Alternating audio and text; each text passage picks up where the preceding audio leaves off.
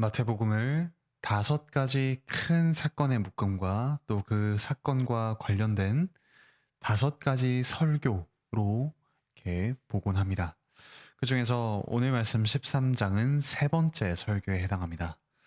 곧 하나님 나라가 반대 가운데서도 어떻게 자라나고 확장되는가에 대한 설교입니다. 앞서 11장과 12장에서 일어난 사건들을 오늘 말씀 14장은 비유를 통해 설명하고 분석합니다. 앞선 2장에서 예수님께서 이뤄가시는 하나님 나라에 대한 저항들이 있었습니다. 13장은 하나님 나라와 그 백성은 비록 작아 보여도 힘있게 자라며 많아진다고 말씀합니다.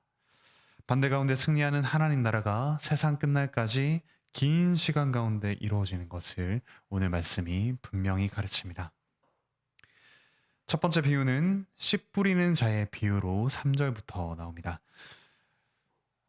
그리스도와 또한 그분을 잇는 사도와 교회의 말씀 사역자들이 복음의 씨를 뿌립니다.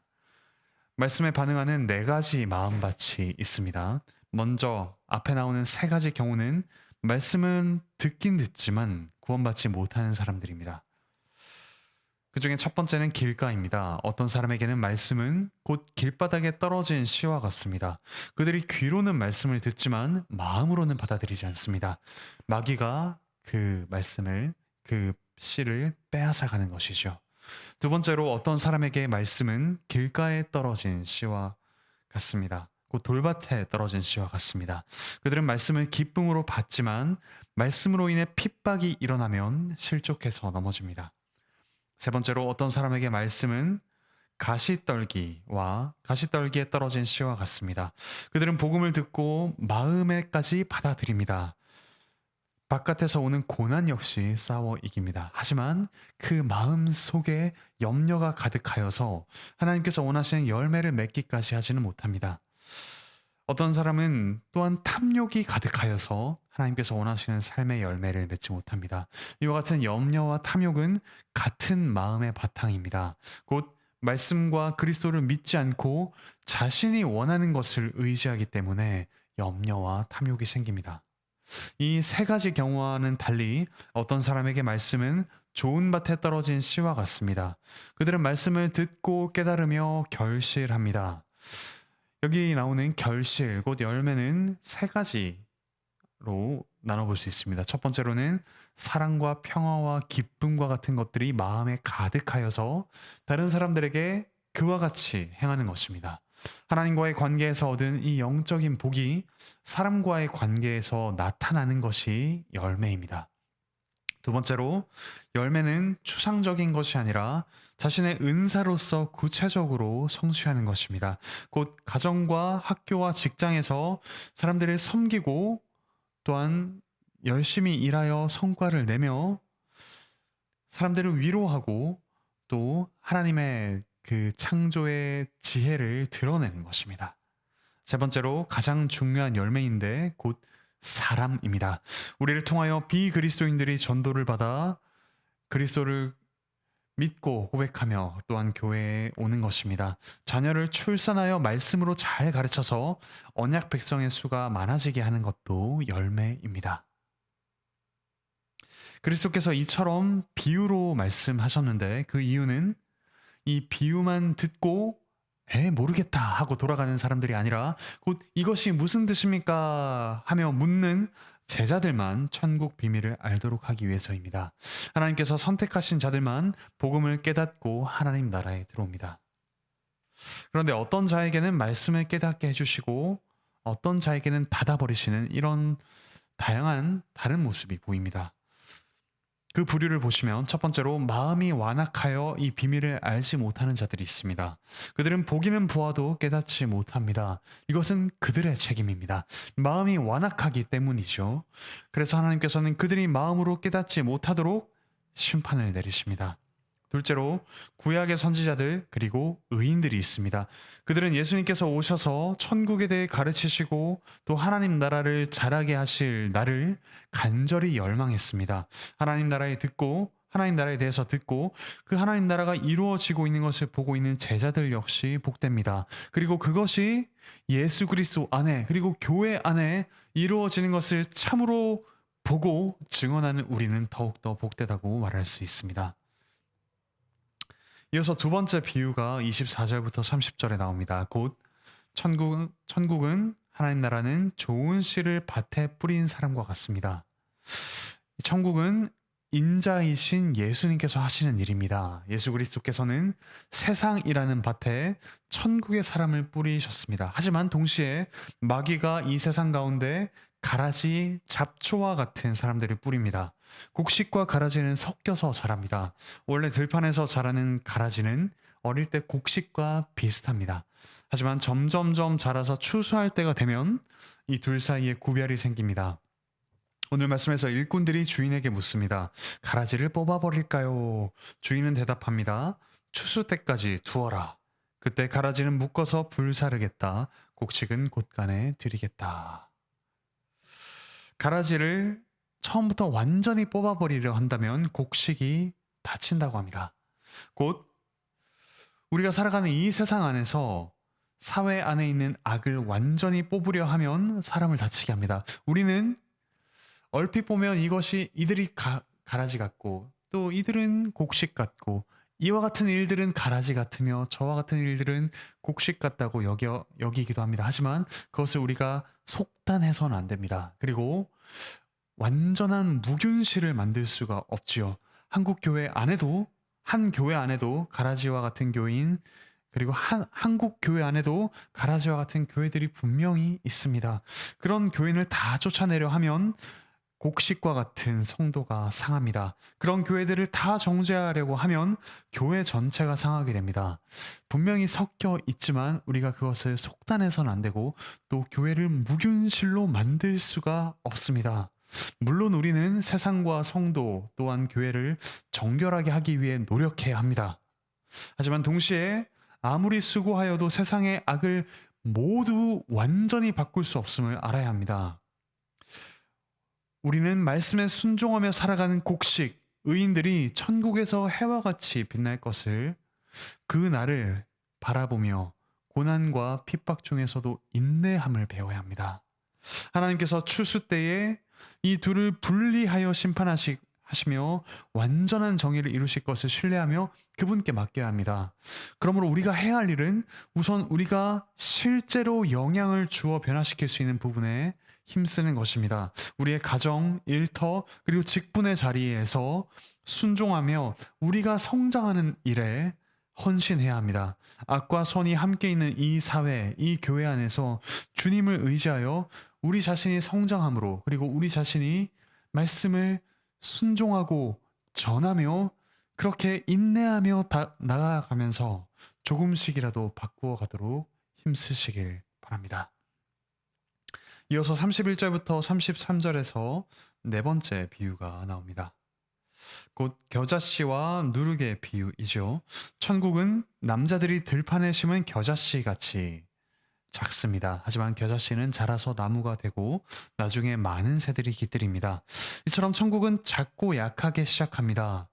하나님의 아들이신 그리스도께서는 갈릴리의 초라한 사람들로 작은 공동체를 이루셨습니다. 하지만 그 교회가 자라서 힘이 있고 결국은 승리합니다.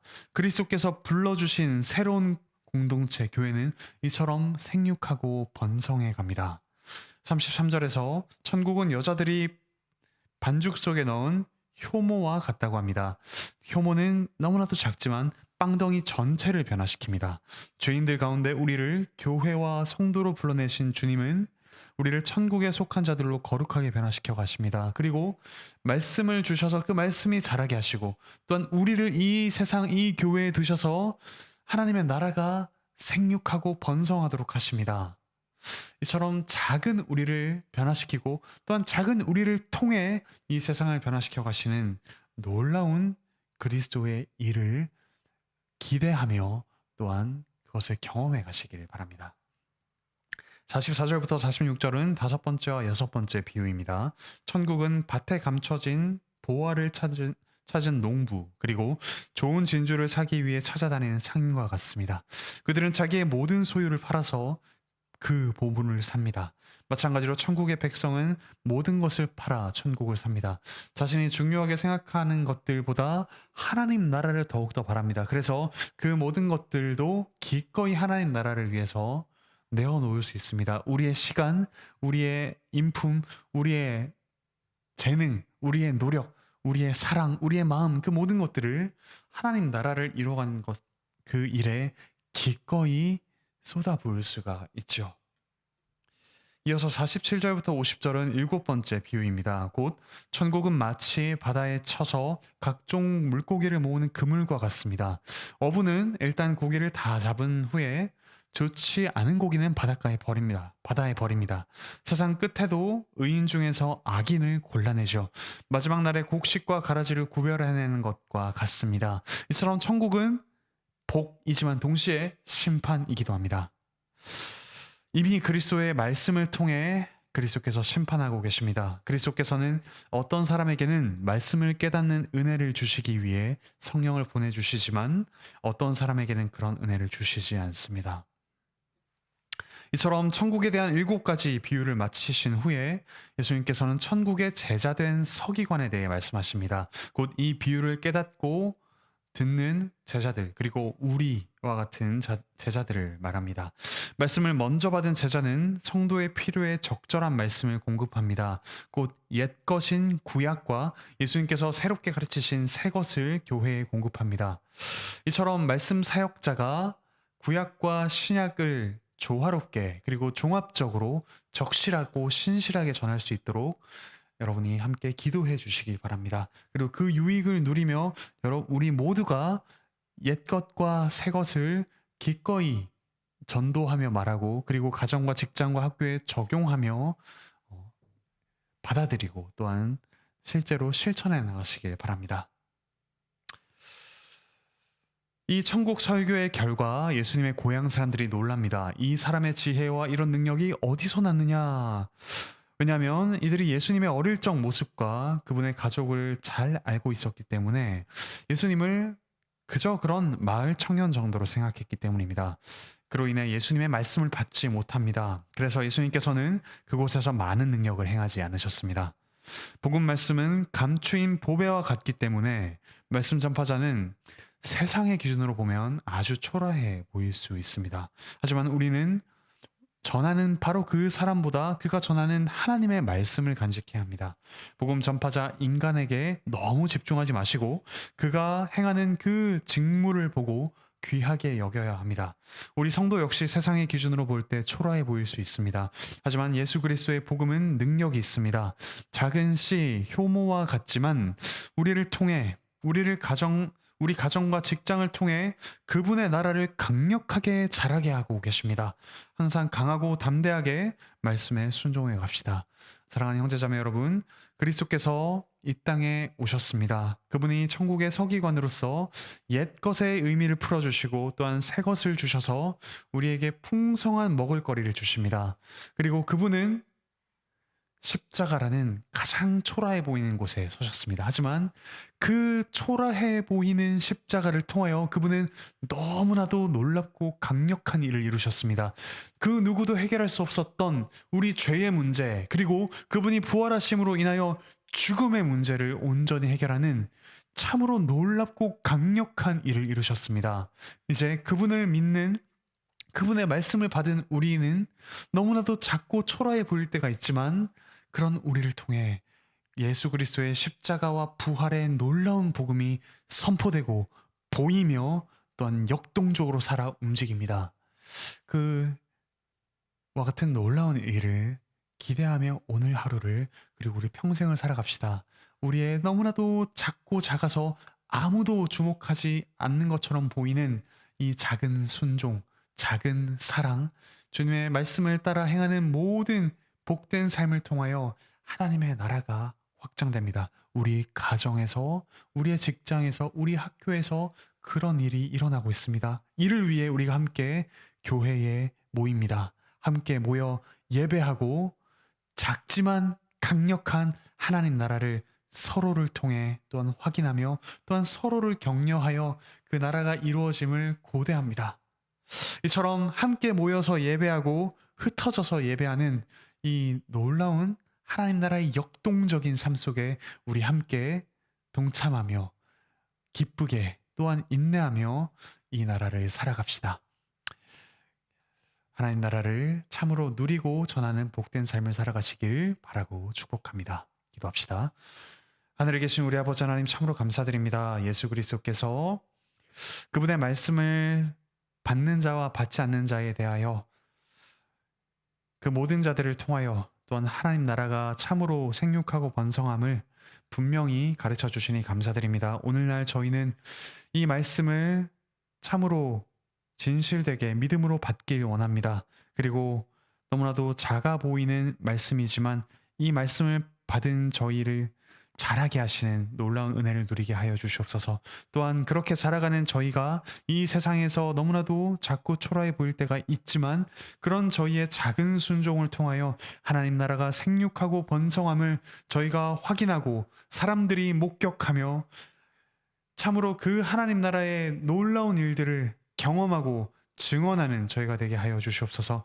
그리고 마침내 그리스도께서 다시 오셔서 완전한 영광스러운 그분의 나라를 이 땅에 가져오실 때 저희가 기뻐하며 그 나라를 맞이하고 그 나라의 백성으로서 그리스도와 함께 왕노릇하는 그날을 소망하게 하여 주시옵소서. 몸과 마음의 아픔이 있는 주님의 자녀들 속히 회복시켜 주시옵소서. 감사드리며 예수 그리스도의 이름으로 기도합니다. 아멘.